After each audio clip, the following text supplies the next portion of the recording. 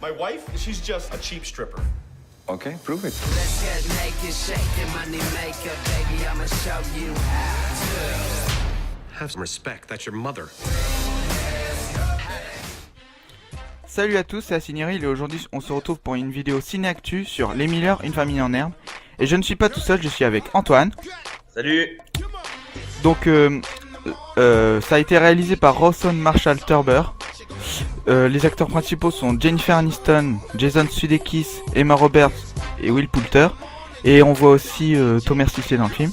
Déjà, on peut remarquer que dans le titre, Les Miller, une famille en herbe, on retrouve un jeu de mots donc dès le début. Donc une famille en herbe qui voudrait signifier une famille débutante. Et on a aussi le mot herbe, et comme tout le monde le sait si vous avez vu la bande-annonce, cette histoire parle de bœuf, enfin de marijuana. Donc pour la synopsis, donc David Burke, donc notre héros, est un petit dealer de drogue qui se fait dérober sa marchandise ainsi que le contenu de son coffre-fort, qui était plein d'argent, et qu'il devait à son fournisseur Brad. Donc Brad, qui n'est pas très gentil, va donc lui demander de lui ramener une cargaison de drogue en provenance du Mexique, pour effacer sa dette. Il sera payé 500 000 $. David va réfléchir à la meilleure méthode pour franchir la frontière entre les États-Unis et le Mexique, puis revenir et passer à nouveau la frontière. Donc déjà, on peut savoir que c'est pas très facile. Il comprend que la meilleure manière pour rester discret est de se faire passer pour une famille modèle.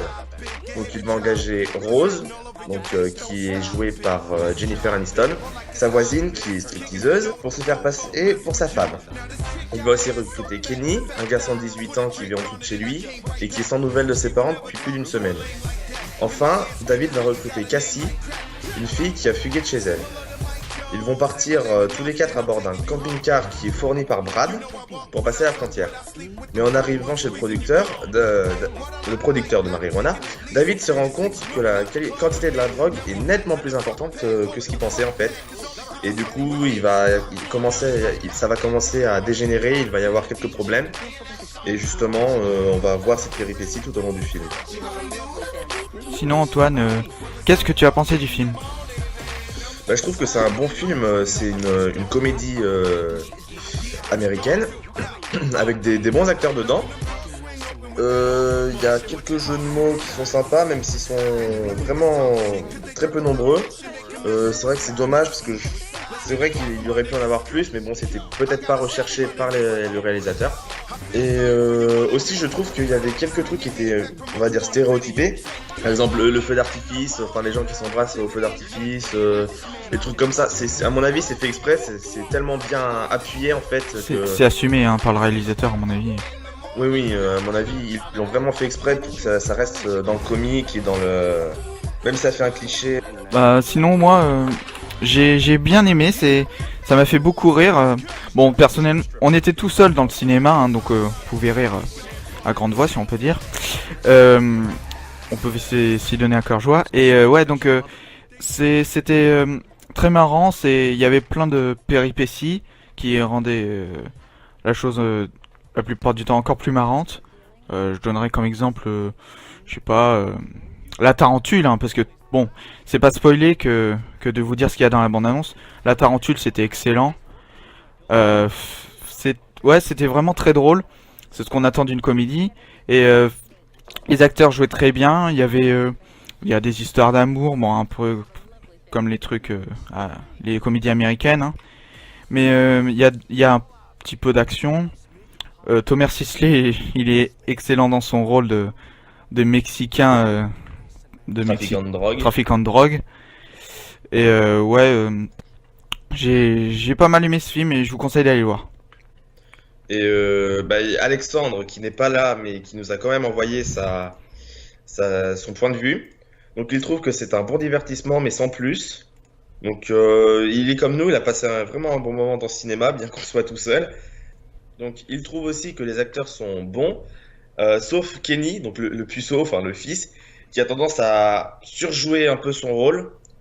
Il trouve le film drôle, mais malheureusement l'humour est un peu lourd à son goût, comme dans la plupart des comédies US.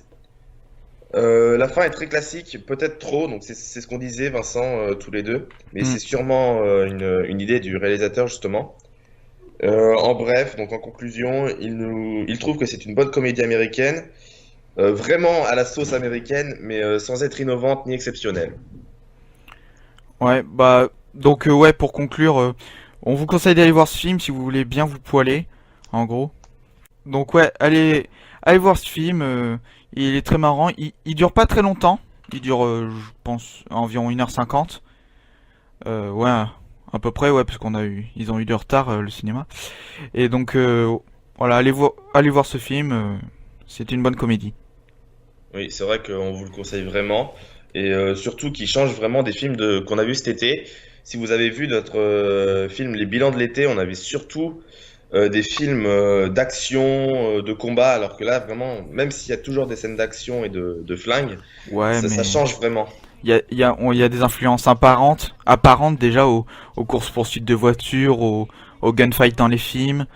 Voilà, enfin, mais je pense que c'est carrément assumé par le réalisateur, hein, faut pas se Oui, leurrer. Et d'ailleurs, c'est pour ça que il rend les scènes d'action pittoresques un peu. Donc, ouais, c'est rafraîchissant, oui, c'est rafraîchissant. ça change. Bon, allez. N'hésitez pas à commenter et à mettre un j'aime sur la vidéo et à aller voir nos autres vidéos. Et portez-vous bien. À plus. Salut, à bientôt!